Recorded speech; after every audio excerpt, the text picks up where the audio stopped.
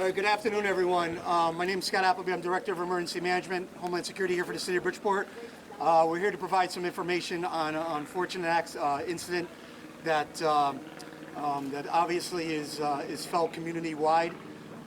What we're going to do is you're going to have statements from Chief Perez, and you're going to be followed by statements from Captain Fitzgerald, who's obviously the Detective Bureau is in charge of this investigation. And then we're going to allow the family to, come up and say a few words as well. But I want to turn it over first to Chief Perez. Good afternoon. I would just like to start by saying, on behalf of the Bridgeport Police Department, I want to express our condolences to the family of Jose Nunez. This is the tragic incident that is felt throughout the entire community. We cannot imagine the tremendous loss that Jose's family and friends are feeling at this time. As a father, I don't have words to express. The Bridgeport Police Department Detective Bureau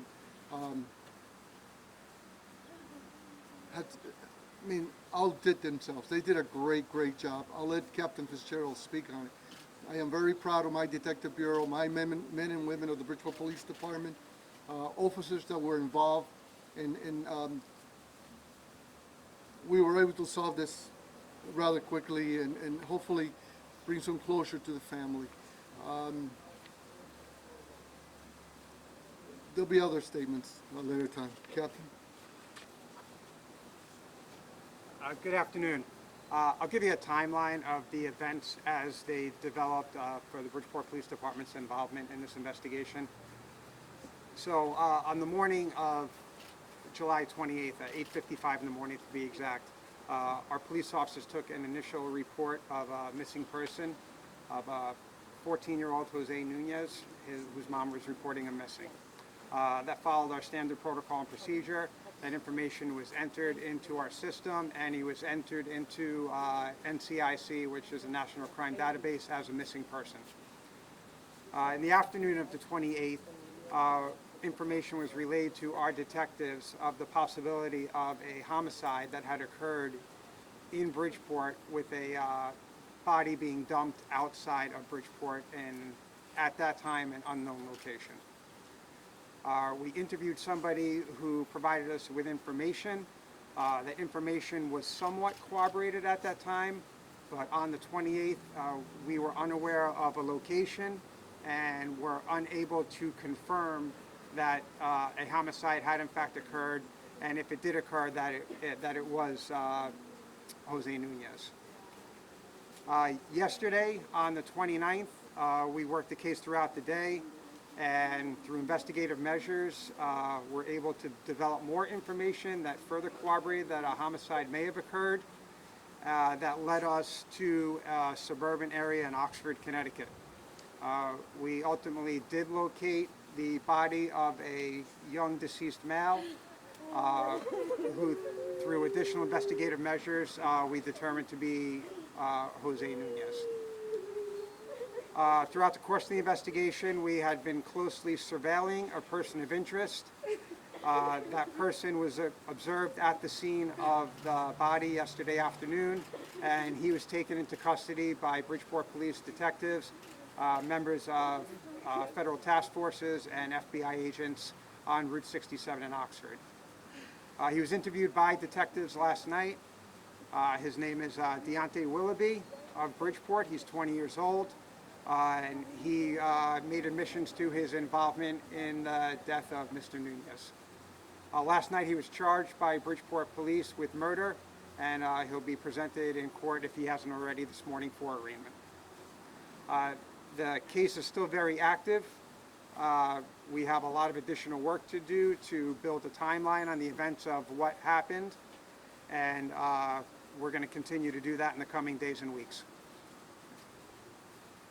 Can you confirm that this encounter between them, that there was something of a sexual nature? Everybody's hinting at it, but we need to hear that it was a sex crime.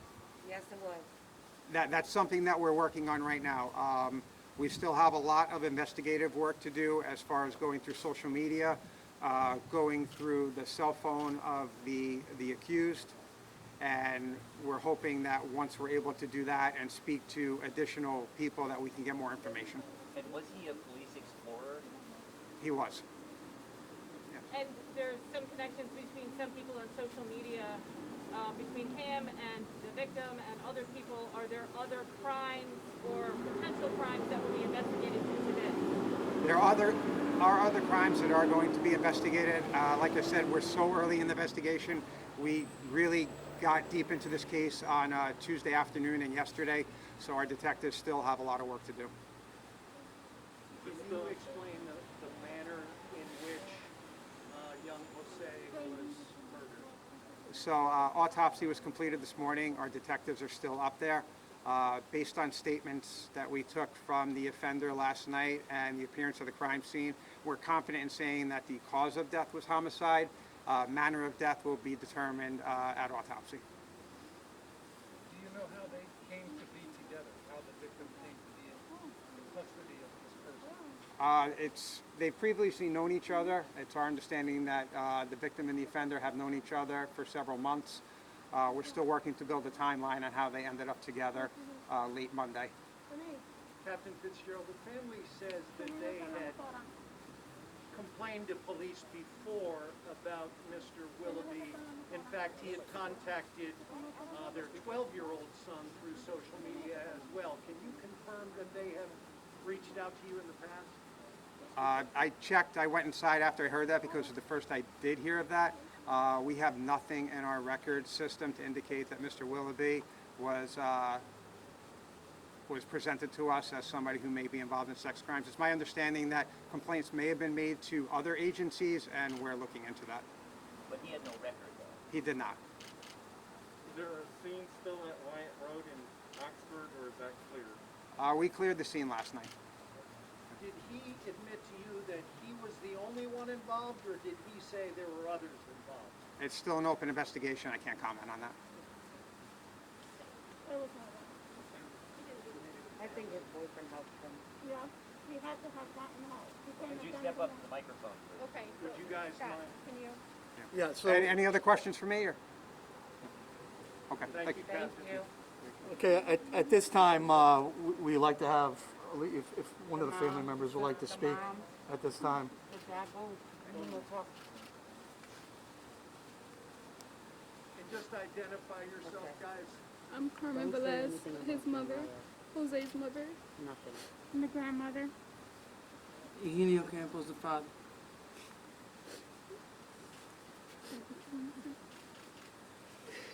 She can't talk. Can you talk for her, too? She can't talk. So she's watching Nuna. She's gonna talk for her.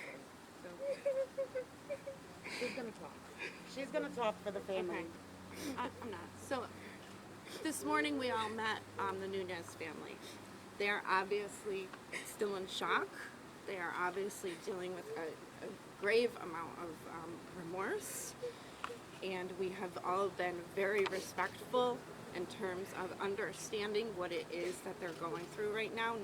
However, we can barely empathize at this point. So while they have a lot to say, they are going to probably remain silent right this minute and talk amongst each other and be there for each other as they get through this. So respectfully, we ask that if you wanted to share your photos, that's fine, but at this time, they're not going to share any type of a statement. Ro, can you identify yourself?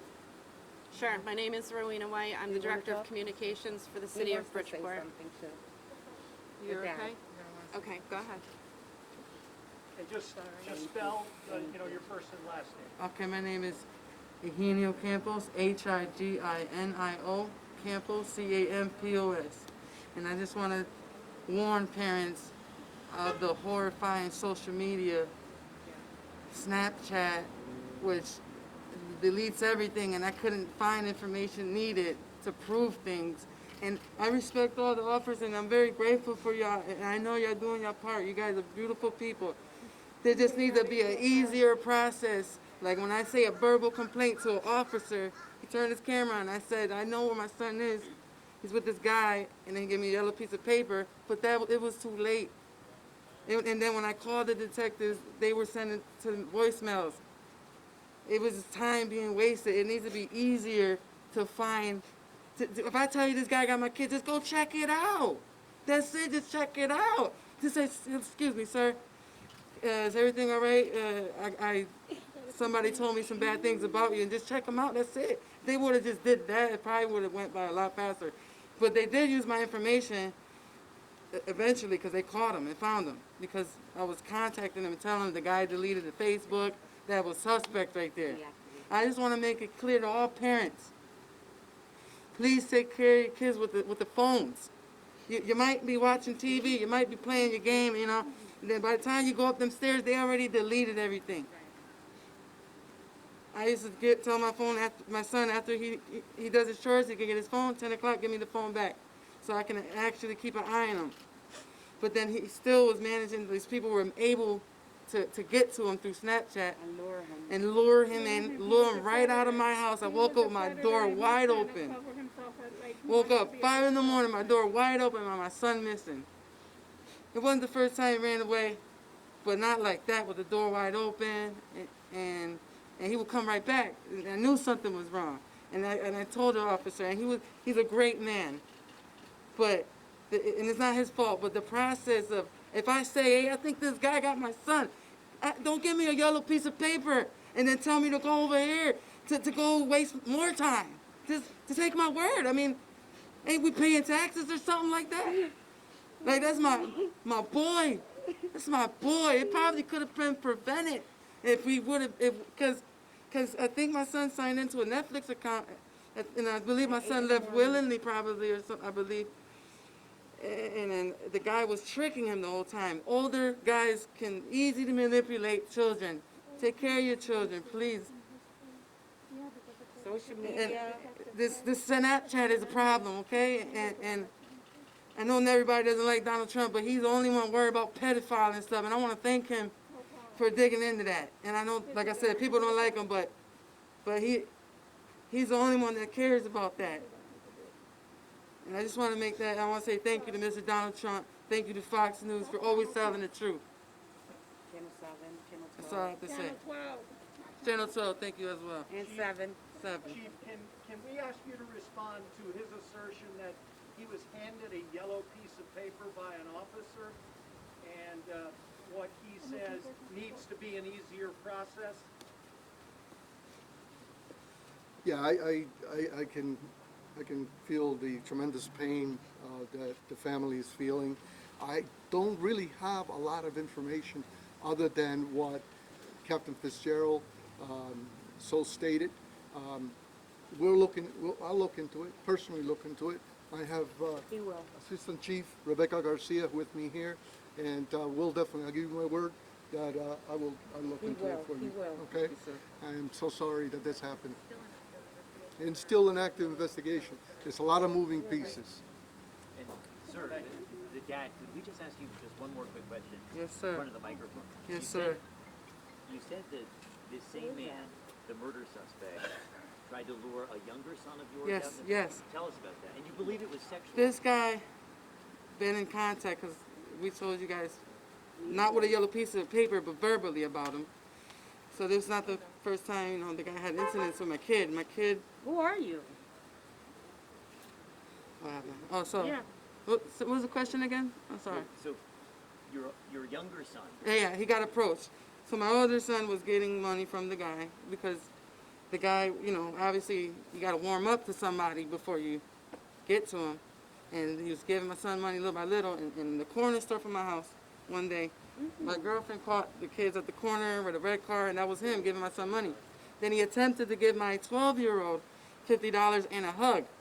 And then my son told me, I ran. I was like, ew, no. And he ran back home. And he asked my son, I don't want to say it, but like penis pics, my 12-year-old on Snapchat. And my son immediately deleted him and blocked him. And he told me, but there was no way to prove it because Snapchat deletes everything. And I just want parents to pay attention to kids of all ages. I wouldn't give a phone until they're 18 if you ask me. And even then, it's still dangerous.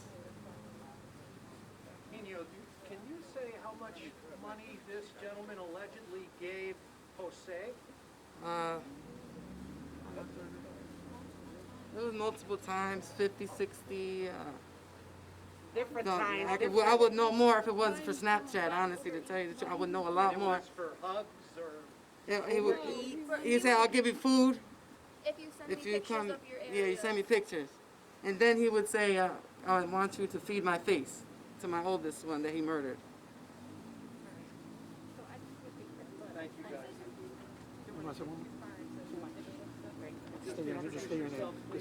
Don't give Hi, too much. my name is Alyssa Ferrer. Jose was my nephew. I just want to say he was taken from us way too soon, and he deserves to get justice. And everybody needs to be careful on who they let their kids talk to, because even me, I'm 19 years old and I don't talk to anybody, because people scare me because I know what people are capable of. And we're supposed to look up to our elders and everything, but how are we supposed to do that if people want to sexually assault everybody else and take people from us? Like, you have to be sick, like, mentally, to take a child from somebody. Like, how can you do that? You have to be heartless to take somebody else's life. It's not up to you. You're not God. You shouldn't be able to play God.